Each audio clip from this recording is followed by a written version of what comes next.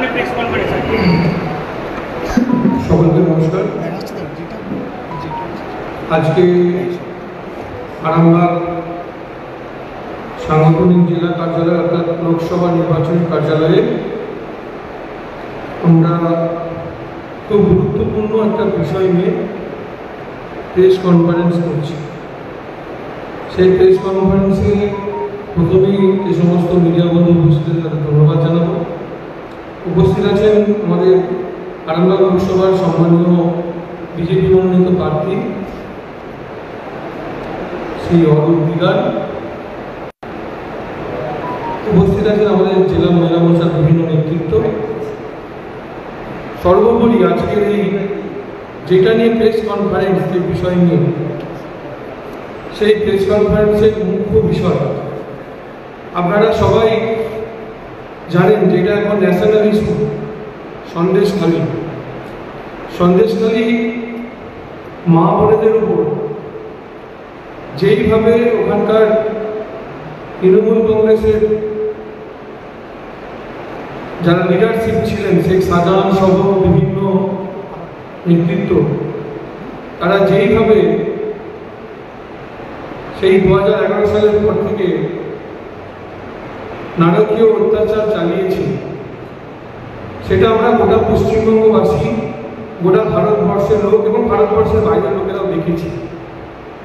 তো আজকে সেই আমাদের এই প্রেস কনফারেন্সে সুদূর সন্দেশখালী থেকে আমার 5 জন দিদি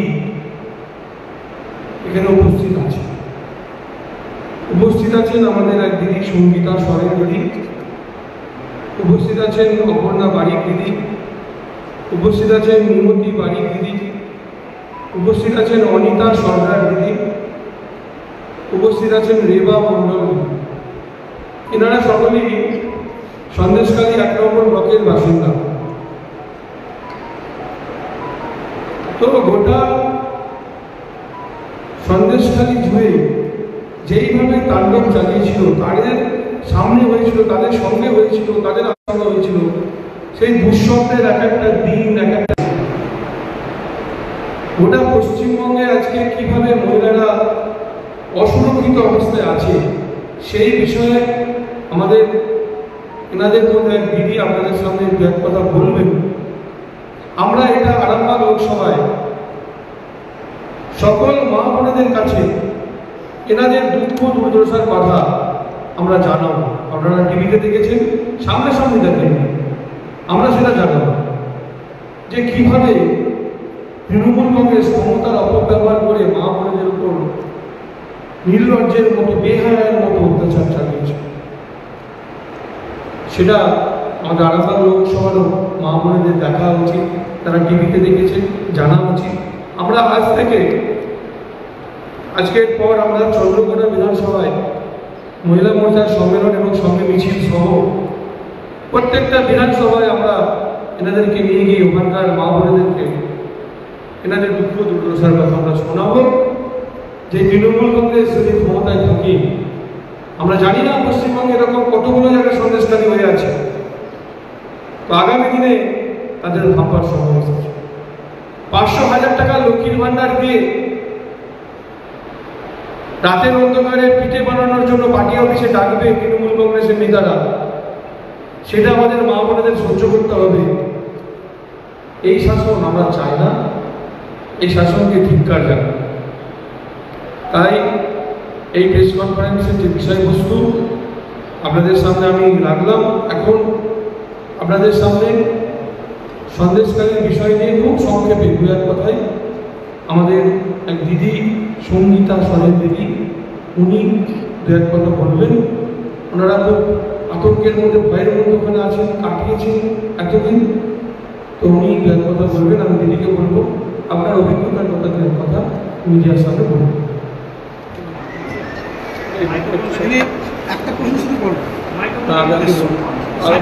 আচ্ছা, আপনি বলুন না দিদি। এই আরামবাগে তো মানুষ জানে না কি হয়েছিল। আমি প্রথমে জানাই আমার নাম, আমার নাম সঙ্গীতা সরকার, আমার বাড়ি বালু। তো শাহজাহান ভাইয়ের যে এতটা অত্যাচারিত, আমরা কী বলবো, রাতের পর তো আমাদের ঘুম তো চলেই গেছিল, ঠিক আছে। ঠিকঠাক আমরা রাতে ঘুমোতেই পারতাম না। যে ওনার যা এত অত্যাচার, রাত 2টো 9টায় যখন খুশি উনি মিটিংয়ে ডাকবেন, যখন খুশি আমাদেরকে তুলে ওনার পার্টি অফিসে নিয়ে যাবেন, সেটা তো আমরা মানতে পারছি না। আর কতদিন সহ্য করবো আমরা? ওনার অত্যাচার না সহ্য করার জন্যই আমরা যে পথে নেমেছি, ওনার অত্যাচারটা আমরা সহ্য করতে পারছি না। সেই কারণে কি বিজেপিতে যোগ দিয়েছেন? হ্যাঁ, সেই কারণেই মুক্তি পাওয়ার জন্য কি বিজেপিতে যোগ দিয়েছেন? হ্যাঁ। দিদি আরামবাগে কেন? সন্দেশখালীর ঘটনা, সেই ঘটনার আরামবাগে আপনারা কেন? আরামবাগে কেন? আপনি কি প্রার্থীর প্রচারে এসেছেন, মানে হ্যাঁ। মানুষকে বোঝাতে বার্তা দিতে? হ্যাঁ। সেটা আপনি একটু বলবেন। ওই সন্দেশখালী যে মুখটা তুলে ধরার জন্যই আমরা আরামবাগে এসেছি। প্রার্থীর হয়ে কি ভোট প্রচার করবেন আপনি? হ্যাঁ, কবে থেকে কি শুরু করছেন? আমরা আজকে প্রথম এসেছি। আজ থেকেই চলবে, তাই? হ্যাঁ। দিদি বলছি যে তৃণমূল বলছে যে সন্দেশখালী ঘটনা কি বিজেপির চক্রান্ত, এটা কি বলবেন আপনি? সেটা ওনাদের বক্তব্য, ওনারা তো বলবেই। ওনাদের চোরের শাস্তি তো ধরা পড়েছে, সেটা তো ওরা প্রচার করবে যে এটা ওটা বিজেপির কোনো চক্রান্ত। কিন্তু এটা বিজেপির কোনো চক্রান্ত না। এটা কিসের বিজেপির? আমরা ঠিকঠাক ভোট দিতে পারি না। ভোট দিতে পারবো না কেন? ভোট কি টিএমসির কোনো কেনা আছে যে ভোট দিতে পারবো না আমরা? সেইটুকু রাস্তাও তো আমাদেরকে দিচ্ছে না টিএমসি। বিজেপি কী করে চক্রান্ত? সেই জন্য কি বাংলার চক খুলতে আপনি গোটা পশ্চিমবঙ্গে ঘুরবেন বা এখন আরামবাগে এসেছেন? হ্যাঁ, কী প্রোগ্রাম করবেন? বাংলা আমরা চাই না যে গোটা বাংলাটাই সন্দেশকারী হোক।